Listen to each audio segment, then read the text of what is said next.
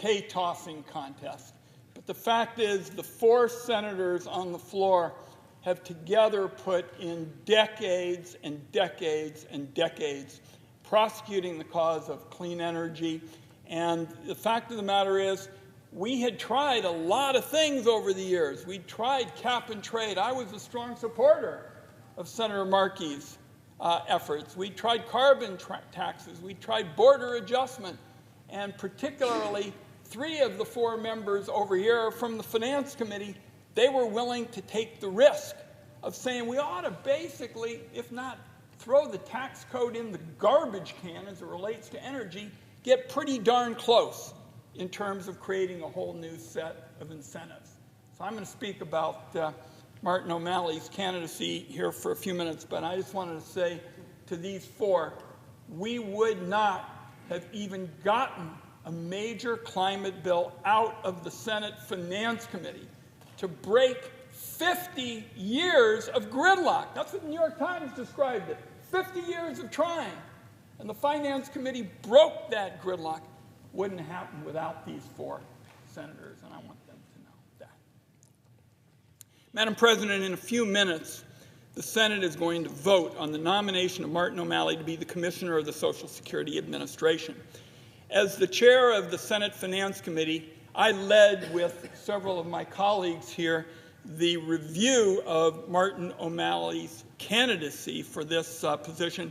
I want to recommend him to the United States Senate in the strongest possible way. Now, Americans may see the title of Social Security Commissioner and ask, what in the world does that person do? I worked hard, that typical working class person will say, to earn my Social Security. Now I'm looking forward to getting it. So what's new?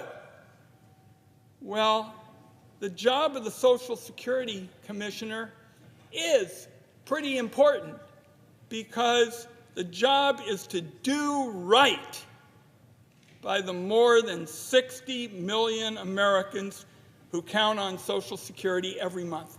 And Madam President, those 60 million Americans who are counting on those benefits have within their group millions who are walking an economic tightrope every month. They balance the food bill against the fuel bill, and the fuel bill against the rent bill. The average amount for Social Security retirement is $1,847. And often in our house we would say, who's counting? I'm telling you, those folks I just described are, because $1,847 is less than the median monthly rent nationwide. So what this means, Madam President, is no matter who you are, what job you did for a living, you earn benefits. And you want to make sure that the commissioner, working closely with their colleagues, delivers them on time, accurate, and with speedy customer service to resolve any errors. And my colleagues on the Finance Committee know from our hearings that unfortunately that hadn't always been the case. There have been way too many instances of overpayments and clawbacks, customer service shortfalls, technology woes, other problems that make it harder for Americans to get their earned benefits. Now, throughout his nomination, Martin O'Malley has made it clear that his number one priority, his priority above all else, will be improving customer service. He said, and we asked him repeatedly, what his thoughts were on our view, which is this position is not about politics, it's about service. And Martin O'Malley made it clear that would be his agenda, and he talked about his record of modernization and improving transparency in his previous position helping Marylanders get the services they count on. I believe, and I say to the Senate, and we have Senator Cardin here who's known the nominee for decades, that Martin O'Malley understands that there is no Republican or no Democratic way to make sure that we deal with these overpayments. We've got to get this fixed. And the fact of the matter is, we said in the Senate Finance Committee, and I've talked with Senator Crapo, the ranking member, about it, we are going to insist that Martin O'Malley, who I believe will be confirmed, will brief us every month, every single month, until this gets fixed. And we heard from Senator Cardin and Senator Mikulski, our former colleague, that that kind of accountability is in Martin O'Malley's DNA. Martin O'Malley's leadership is going to be needed in the days ahead. All those Americans who paid into Social Security, they want to know without any ifs, ands, buts, that these issues of clawbacks and delayed service are going to be fixed. And if you get a letter from Social Security, as we heard about in our committee, all three of my colleagues there, you get a letter from Social Security saying you owe tens of thousands of dollars through no fault of your own. That's life-altering, and it's wrong.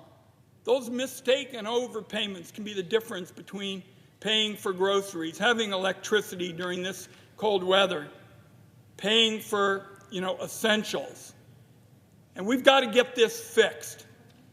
As I said at the Senate Finance Committee's bipartisan vote supporting Martin O'Malley, I made it clear, having had the honor to serve on this committee for a number of years, like my colleagues, that this program, which is as important as any for millions of Americans, deserves to be one that delivers to the American people without a lot of the problems with service and clawbacks and delays that we were told about in our hearings. I believe Martin O'Malley will deliver that. I believe he's the right person for the job at the right time.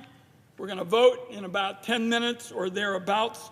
I urge all my colleagues to support him as well. And with that, Madam President, I yield the floor.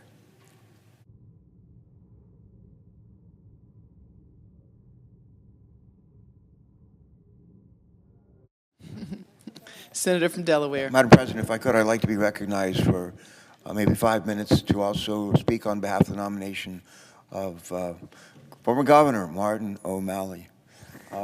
Some of Senator Cardin and others have known Martin for a long time. I have, I think I met him when he was 18. And he was part of an Irish folk group that was performing not just around Maryland, just around Baltimore, but as far away as Delaware, Wilmington, Delaware. We had a great place where people would come for great music, Irish music, and maybe a drink or two. And Martin was, so I think he was too young to get in as a customer, but he could come in apparently as a part of a troupe that provided entertainment. Then I knew at that time that he was a future commissioner for Social Security. Not really. I know, but seriously, what I did know is he's pretty good at harmony. Pretty good at creating harmony. And in the jobs that he has had since then, he has demonstrated that again and again. He and I have both served as governor of respective states, part of Delmarva, and we were not governors at the same time, but very close together. But he provided great leadership for our neighboring state of Maryland as governor for many years, and I was pleased to be not just his colleague, but just a friend. When the day I was sworn into the House of Representatives a million years ago, in 1983, we were told as freshmen at our orientation that Social Security was run out of money. And if somebody didn't do something about it, eventually there'd be a haircut, or the benefits would be reduced, and ultimately, if we didn't take some strong action, there would be a lot more than a haircut, and we might even see those benefits go away. With strong bipartisan leadership from President at the time, Ronald Reagan, and strong bipartisan leadership from our House Speaker, with whom Senator Wyden and I served, Tip O'Neill. We worked together to enact reforms, a whole host of reforms, if you'll recall, that ended up saving Social Security Trust Fund. And today, the Social Security Administration's programs are an important safety net that provide financial support for not just a couple million people, but tens of millions of people in this country. Mostly people in their 60s, 70s, 80s, and 90s, but also people who are disabled and unable to work, and in some cases, children who lose a parent in tough situations. But I've known Martin for forever and respect him and his leadership, not only as the governor, but also as mayor of Baltimore and other state and local positions that I think make him exceptionally well suited to lead the administration in its efforts. As a governor, you get to be involved with a lot of retirement issues, a lot of pension issues, for not just the state employees, but actually in Delaware with county and local folks, educators, all kinds of people. In the state of Delaware, you have to be conversant with health insurance benefits for people, wide ranges of ages and needs. And when you're governor, you're trained on the job. And he has just had excellent experience to help prepare him for this responsibility. The other thing I want to mention, it's an interesting lineup of organizations that have endorsed him and are supporting his nomination. Some you'd expect, but others sort of a surprise. But this is just a part of a very large group. But the International Brotherhood of Teamsters is among them. Social Security Works is among them. The National Committee to Preserve Social Security and Medicare is among them. But the list goes on and on and on. And so from one recovering governor, that's me, to another, that's Martin, I want to thank Governor O'Malley for extraordinary service to our country, and for doing it in a way that doesn't rub people the wrong way. It doesn't create animosity, but in a way that really fosters harmony, the kind of harmony that this singing group used to excel at all those years ago. He'll do a great job. He will make us proud. And I know from my colleagues in Maryland and others who have served with him as governor and in other capacities, that we've already seen him in action, and we'd be hard-pressed to do better than Martin O'Malley. With that, I yield back my time. Thank you. President. Senator from Maryland.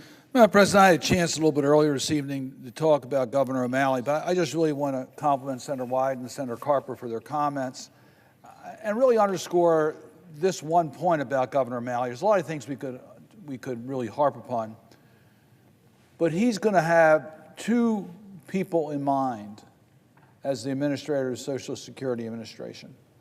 One will be that individual that depends upon the benefits, receiving those benefits that they're eligible for in a timely way for determinations and receiving their checks on time and getting the customer information they need in regards to these benefits. That's called consumer service. That's called serving the public. He's going to be laser focused to make sure they don't have to wait on a call line for minutes, or tens of minutes as it is today, but that it can be done in a timely way, that determinations can be made in a timely way, and that checks are received. But the second group he will be equally focused on is the workforce at the Social Security Administration. They've been asked to do more with less over time.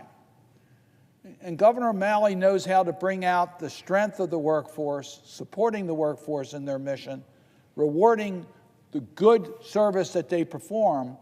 So I think we're going to have a leader at the Social Security Administration that will understand the responsibilities to the recipients as well as those performing public service on behalf of the Social Security Administration.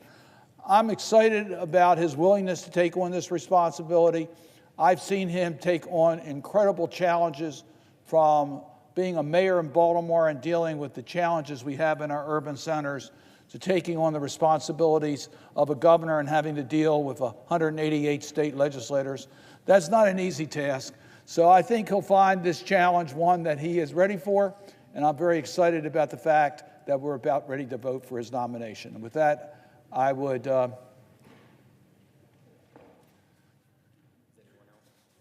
don't think you want me to I would ask consent that, notwithstanding the 5:30 time for voting, that the vote